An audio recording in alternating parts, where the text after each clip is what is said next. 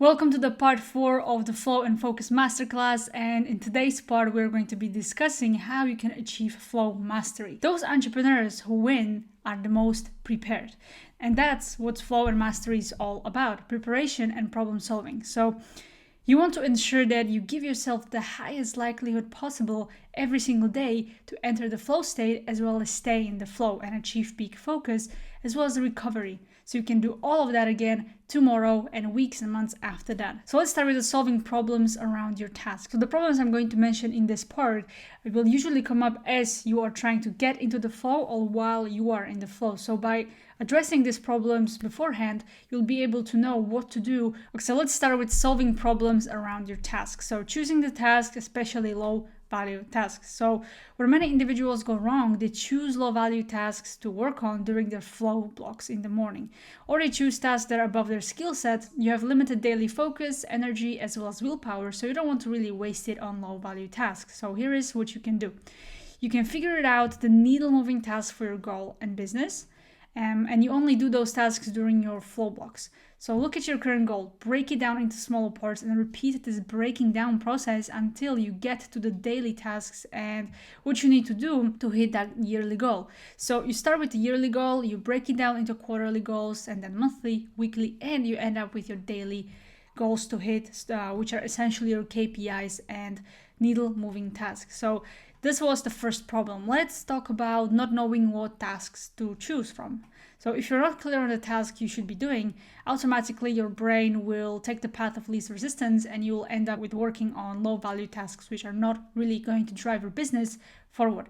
So to prevent this from happening, you need to find your needle moving tasks, as I discussed in this section above, and you need to do them in your flow blocks. Schedule the rest, all of those low value tasks, for later when you have your low focus work blocks in your calendar. Another problem you may encounter is not knowing what needle moving tasks to do first. Maybe you have multiple of them, but you are not sure which to start first. So if you have that type of problem, you need to ask yourself this one essential question: what needle moving task is my biggest priority? Take those 2 or more needle moving tasks that you have for the day, and look, if there are more than 2 or 3, then I would stop for a second and really think about if those tasks that I call needle moving tasks are really that essential, because sometimes you may not even know, and unconsciously you're just working on tasks that don't really matter, but you label them as important or needle moving tasks. So make sure that you look at that first before we dive right into the next point, which is start prioritizing based on importance as well as time sensitivity. So if there's something important you need to get done by a certain hour every single day, then do it first. Okay. The same, for example, with your energy levels and overall focus and willpower. If those tasks are not time sensitive, then look at the task and think, what is the one task that you can do first that will yield the best results for your business, as well as help you get to your goal faster. And also, you really want to think, when you are prioritizing your needle moving task, is to also think from a place of energy management and really think, okay, so I have these 2 main tasks that I need to get done that will move the needle forward in my business. This one task requires more energy from me, so automatically you put it first, and then the secondary task, which is going to be the second needle moving task for your business, you do it right after that, because it doesn't require as much energy as the first one. So you can also think, when you're prioritizing your task, also about energy management, and do the highest energy draining task first, and you're good to go. After you find out what those tasks are and you prioritize them based on what I just talked about, make sure that you schedule them in your calendar so you visually see when to do what.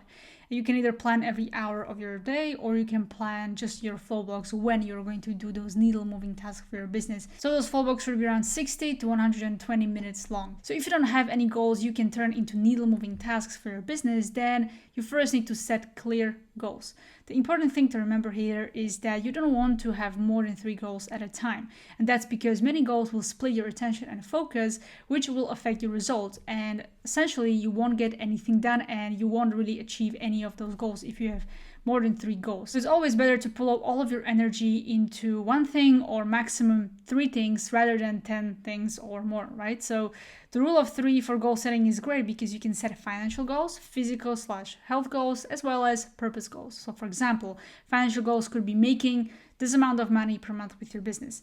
Physical/health/fitness goals could be losing this amount of kilograms of weight. And lastly, purpose goals could be impacting this number of people with my content or with my business or with whatever that might be. So make sure that you set clear goals in 3 of these categories. And that's because if you manage to achieve those goals in those 3 categories, they are like this domino effect for other areas of your life. So if you manage to hit your financial goal, health goal, as well as purpose goals, then everything else in your life will fall into place and will impact it positively. Your relationships, and pretty much anything else that you have going on in your life. So when you're setting your goals, make sure they are reasonably unreasonable, which means that you don't want those goals to be too easy, but you don't also want those goals to be too complicated or difficult for you to achieve or unrealistic, right? So you want to find the sweet spot when it comes to setting your goals. Then your goals need to be specific as well as have some sort of a deadline.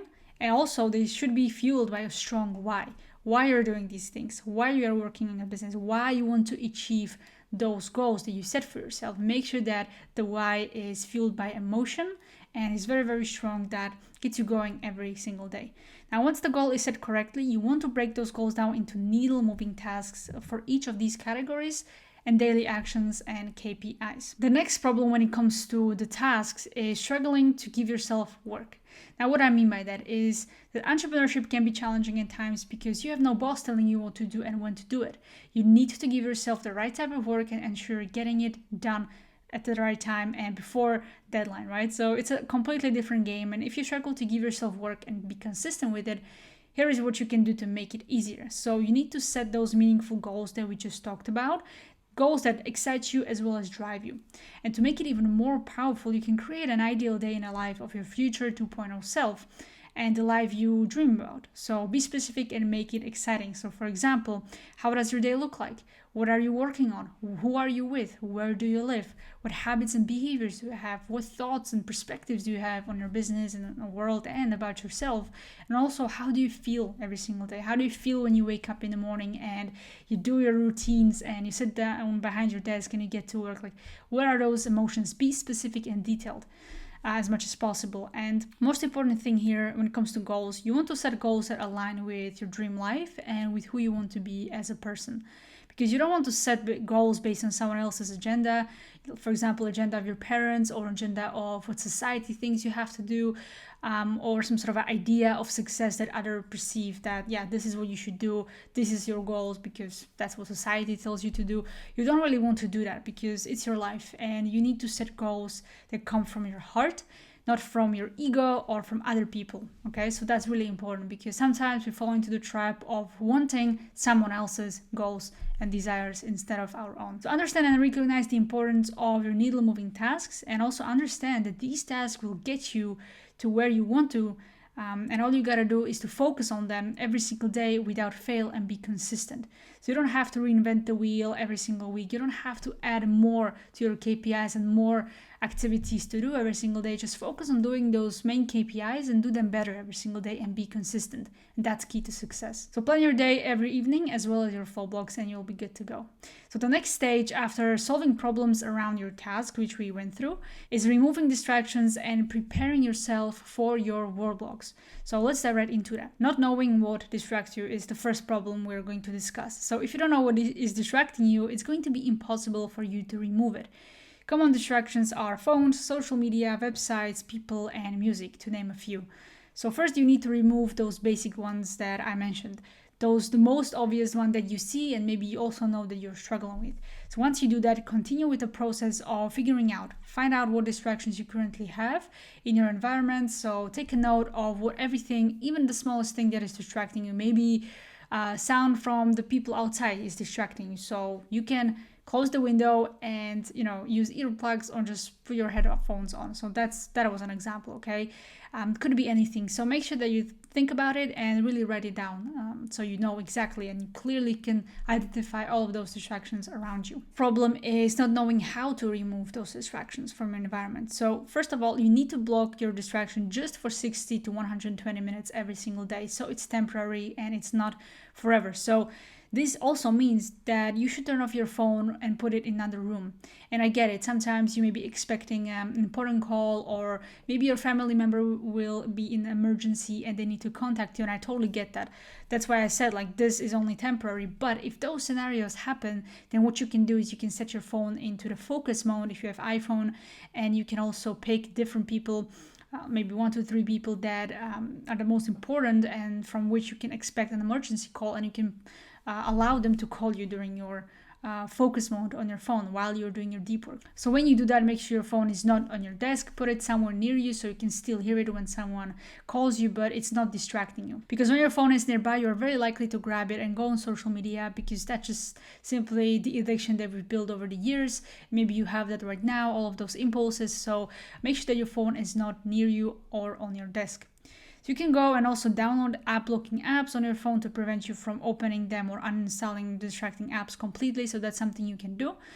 You can take it one step further and have somebody around, your family or your partner or your friend, set a new passcode for your phone. So unlocking it is going to be impossible since you won't know the password. So that's the extreme version. But if you're very addicted to your phone and you always find yourself distracted, then this could be a way to go. So you can simply do the same for social media and websites or anything else that is distracting you. And you can do that by installing app and website blockers on your laptop, such as Freedom or Focus or Newsfeed Eradicator. So that's something that you can try. Now, when it comes to the other rules on how to removing distraction, is to make sure that you work alone in your room. Because that's really important. You don't want people to talk to you. You don't want to hear the noise from other people talking or, just distracting you. You want to really be alone in the flow, so you're not being taken out of the flow state, right? So that's really important. When it comes to music, as I mentioned in the previous parts of the training, you don't really want to listen to lyrics music because they can distract you. So what I suggest is to listen to instrumental music or cinematic music or simply any binaural beats or deep house music without any lyrics. And lastly, remove distractions in your personal environment. I'm not sure what distractions you have right now, but that's for you to figure it out, and that's for you to note and think about it and make it impossible for you to access while you're working. So another problem is that you know what those distractions are, but you're not removing them.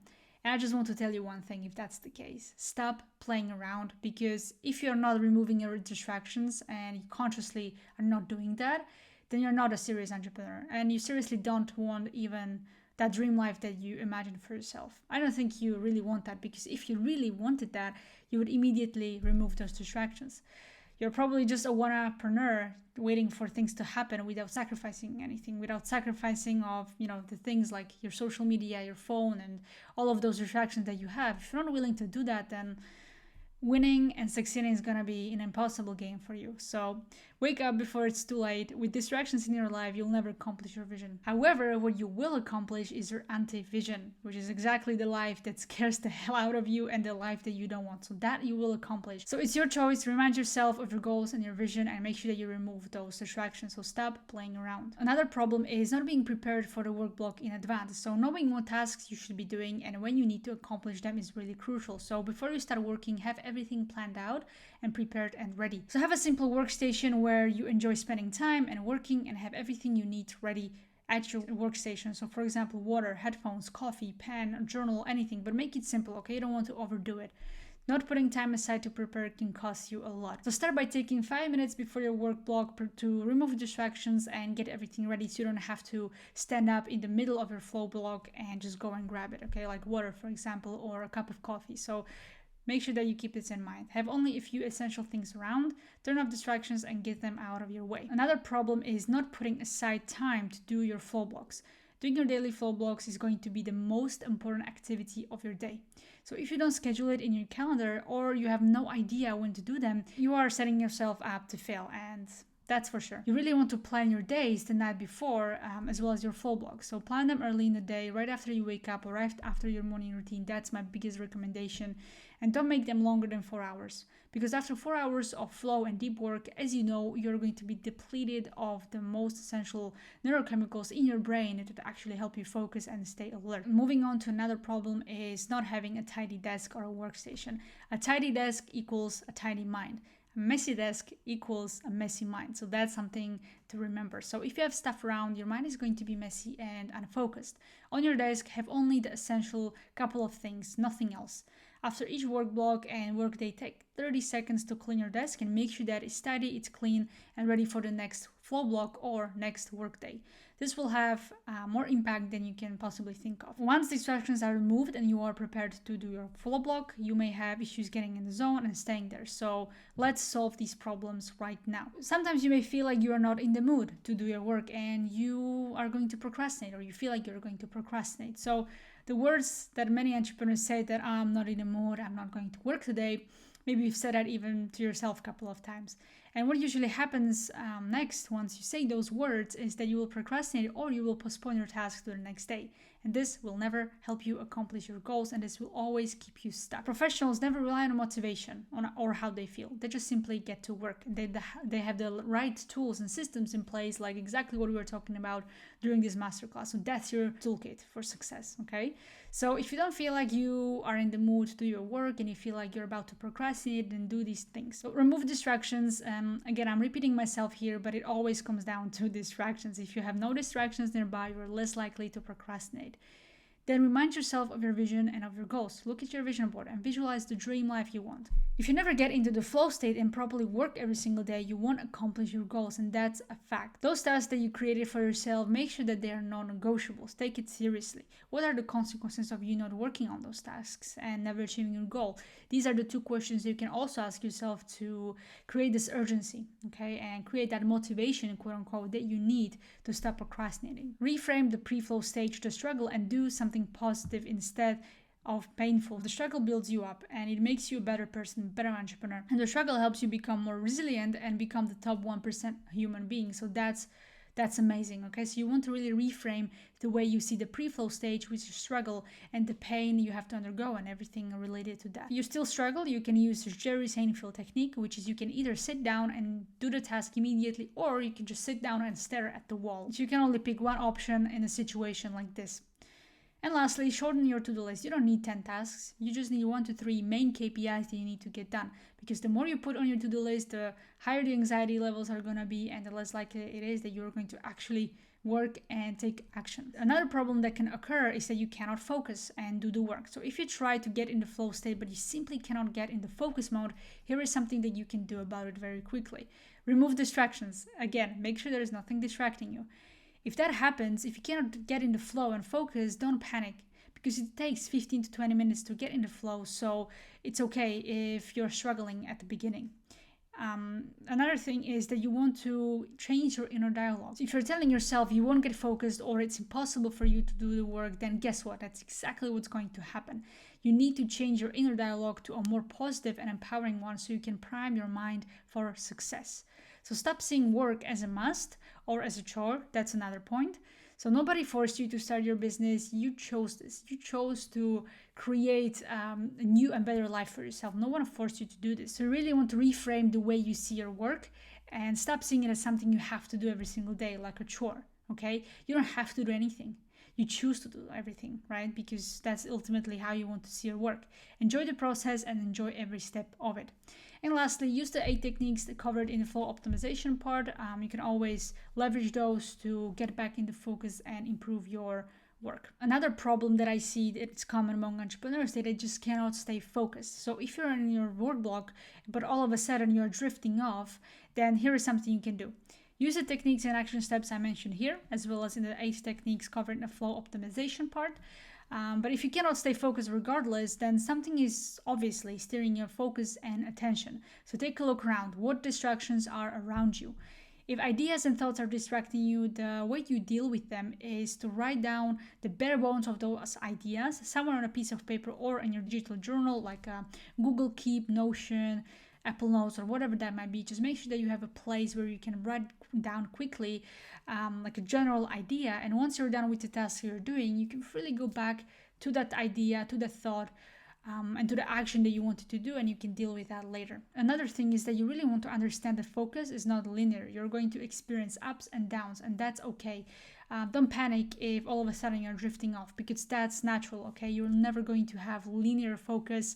It's always going to be something like those ups and downs. So if you cannot focus, another thing that you can do to ensure that you are doing your task is making sure that you have the right challenge skill balance. Do the task that is 4% above your challenge skill level, because if you cannot focus, maybe the task is boring you or maybe the task is too difficult. So make sure that you go back and adjust the challenge skill balance of your task. When you do your work, another problem can occur is that you don't have what you need while doing the work. So if you don't have everything you need to efficiently work and focus during your flow block, then you're going to be distracted and you're going to be taken away from your deep work. And that's why preparation before your work blocks is important. So go back to the part of when I mentioned preparation and make sure that you do all of those steps. Okay, and the last point about tasks and doing the work, entering the flow, and the problems that can occur there is that you cannot simply enter the flow state. So if you struggle to enter the flow state, go back through the previous parts of this training and ensure that you are meeting all the requirements of flow, such as working in 60 to 100 minute blocks, no distractions, taking a 20-minute break in between, focusing on one needle moving task at a time, no multitasking, no task switching, and pushing yourself through the pre-flow stage. So pushing yourself through a struggle and not stopping at the beginning or in the middle of that. If you miss any of these steps above, you won't really get into the flow state.